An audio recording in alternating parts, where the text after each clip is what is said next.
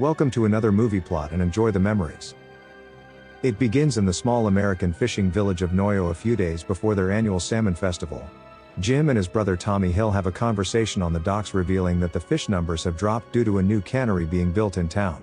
Native fisherman Johnny Eagle believes that the construction is what's endangering their livelihoods and is scaring away all of the fish.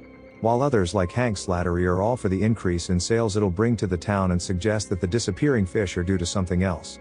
All of the trawlers depart in the morning when local fisherman Deke and his buddies catch what appears to be the creature from the Black Lagoon in their net. Everything goes wrong for them when his young son attempts to refuel the pump and drops the jerry can, spilling gas all over the deck. While trying to assist Dad on the net, he then falls into the water and gets dragged under the surface by the monster, who quickly tears him apart. Another fisherman prepares his flare gun to signal for help but accidentally slips and shoots it into the deck, killing everybody on board the vessel. The explosions witnessed by the Hills and all the other boats in the vicinity, who spend that night discussing what could have been the cause of the accident. Jim's wife Carol believes it was just a simple mishap, but the sheriff Hank suggests that it could be Johnny Eagle as his way to deter the cannery from setting up shop.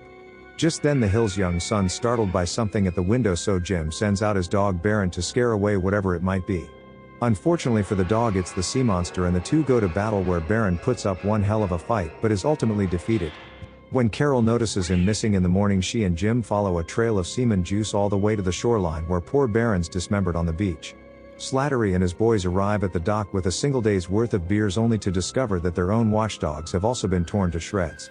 Coincidentally, the only dog still alive is Johnny Eagle's husky, so tensions begin to rise not just with John but the entire Indian race, as Hank is pretty racist. That night we're introduced to Peggy Larson, who hears noises outside her home but can't seem to properly get dressed to check it out. She notices someone trying to get in the front door before almost stabbing her boyfriend Jerry, which is enough distraction to completely forget about the intruder. They attend the first night of the Festival of Salmon like everyone else, but spend the whole time fooling around in the back of the pickup, as it's a pretty lame event. The president of the new cannery announces just how happy he is to be setting up shop in their small town and introduces the scientist Dr. Susan Drake. She supposedly invented a growth hormone that'll increase the size and population of salmon in the area and promises Jim that he'll see the results of it soon. They also put the nearly 6-foot actress with a tiny little assistant who's only half her height to make dancing together look as awkward as possible. Suddenly Johnny comes bursting in with his husky dead in his arms, blaming Slattery for revenging his watchdogs, but we never learn if it was him or the monster. Johnny threatens to take the cannery to court and have all Indian land returned to his people, so Hank and his boys take him out front to lay a beatdown. They never fight fair, so Jimbo steps in and sends them flying with a single strike each like their children, while Tommy covers his back. Jerry's almost knocked out by crossfire, and when Johnny's about to get some payback, the sheriff breaks it up and sends everybody home. That night we meet Tommy's girlfriend Linda, who the next day goes to the beach with Peggy and Jerry just for them to run off like before. In what I can only assume was a commercial for this girl's bikini, it supports her all the way to a new swimming location that's better than the last one, I suppose. When the two get in the water, Jerry cries wolf when he pretends to get pulled under, but then is really grabbed by something and torn apart. Peggy believes it's simply another prank until seeing his mutilated face and attempting to flee, but is caught by the monster. It drags her out of the water and onto the beach, where the humanoid from the deep has its way with her in the sand. Further down the coastline, two other young people are camping and doing some weird foreplay thing with a ventriloquist doll, but it seems to work for the guy. Suddenly another monster claws its way through the tent and tears apart the boyfriend before jumping on the girl's back and giving her the same treatment as Peggy. Meanwhile, Tommy and Linda decide to go with Johnny to his cabin for a barbecue and to talk about what can be done about the cannery. Slattery and his friends get some booze in them and decide to do something about the lawsuit by going around the Indians' place in the middle of the night to Molotov it. The entire cabin explodes, but nobody is harmed, so Johnny sends Linda in his truck to get help while Tommy's shooting at the attackers from down on the docks. He's pulled into the water by a monster where he fights for his life but is killed just before Johnny puts an axe in the creature's head and uses Tommy's gun to blow away another one. Linda doesn't get far either when attacked by one of the seamen, but manages to hit the brakes, sending it flying before running it over. A second one smashes through the rear window, grabbing Linda and causing her to drive off a bridge where they explode together on impact.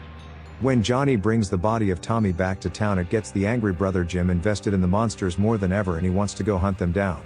Most of the villagers don't believe the stories, while the others have missing kids that they need to locate, and all that's left to help search with Jim is Johnny and Drake. The marine biologist is just as curious as anybody, but all they manage to find is bones from the victims and salmon out of the ocean. Drake notices some caves by the shore, so they decide to go check them out and come across a steaming pile of breeding sea dwellers that attack them. Jimbo kills all of them with only a few bullets each and manages to save Johnny for a second time when one almost tears him apart in the ocean. Once there's none left, including the one that Johnny puts a harpoon through, they find Peggy at the center of the steaming pile covered in seaweed, but she's still breathing. They bring the corpse of one of the creatures back to Drake for further study, where she explains that they are the result of her own experiments with salmon. Years earlier, some had escaped into the ocean with the hormone growth in their DNA, and Drake believes that they've been fed on by a prehistoric fish. It's caused them to rapidly evolve into the humanoids, who now want to breed with the humans' female population to continue their evolution. That night is the big salmon festival parade, where everyone now believes the story of sea monsters the moment that Jim and the others deliver the evidence.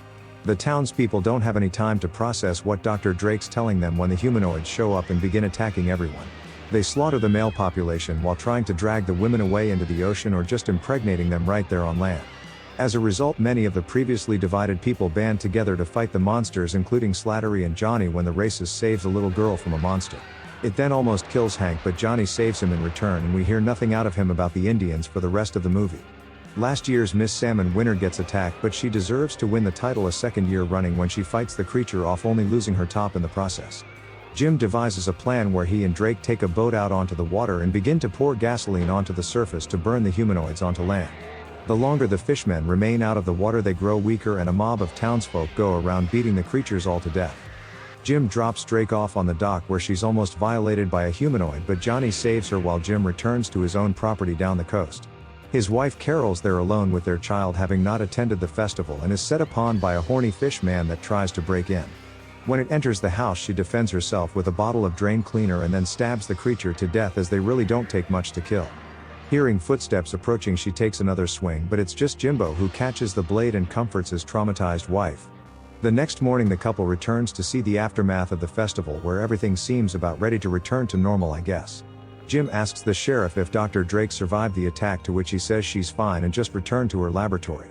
She's shown at the nearby hospital caring for a scarred-up Peggy, who's already at the final stages of her fast-moving pregnancy.